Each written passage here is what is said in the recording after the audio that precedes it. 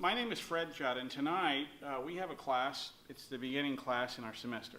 We're going to talk a little bit about the accounting profession, and in particular we're going to talk about the double entry accounting system.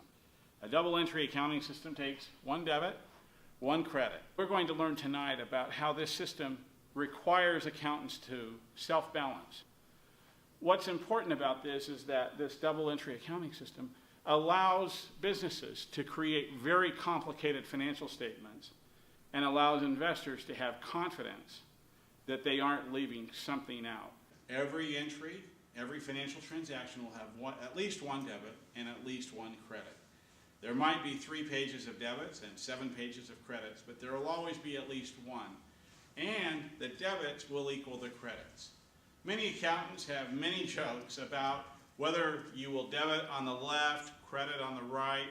Some say you debit on the side by the window, credit on the side by the door.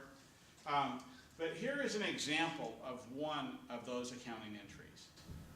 For example, right here, in this entry, one account is debited and one account is credited. As you add 100 debit and 100 credit, think of one of these as a negative number. And when you do, you will see that it will balance. Now what we're going to do is just look at a couple of examples of other real entries that a business might make. Let's say that you are a photographer. You charge your customer $100.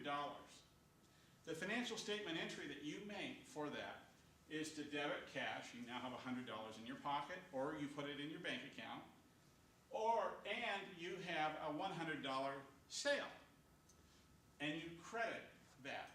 During this semester, we're going to learn about debits and credits and which side of a ledger they'll be on. Let's look at one other example right now of sales and accounts receivables.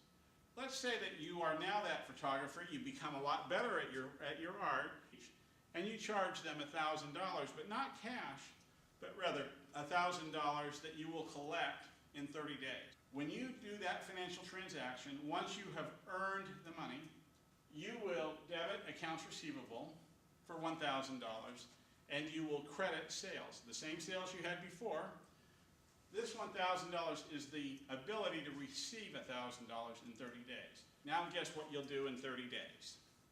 You'll collect that money, and when you do, the transaction that you will record will be this: the collection of cash, an increase in cash, and a reduction of that account receivable.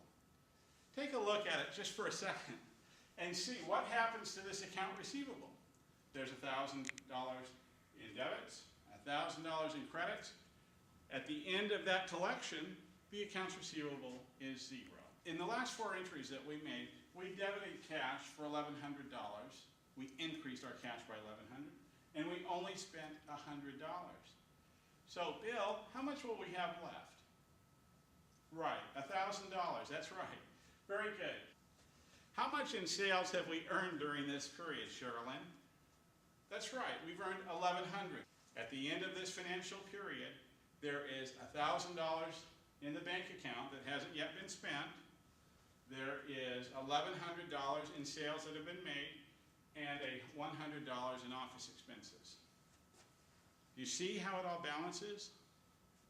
Very good. Are there any questions? Great. CPAs that do audits sometimes find out of balances that happen when one side of an entry, a debit, is done without a credit. You know, today computerized programs make that very hard to do. They won't let you make a one-sided entry. Finally, double entry systems are used by companies small and large in our city, in our state, and worldwide to keep their financial statements. Why? Because you can have confidence that if the double entry system is used, that they will balance. That is, that you have included everything that affects that company's balance sheet income statement. Are there any questions now?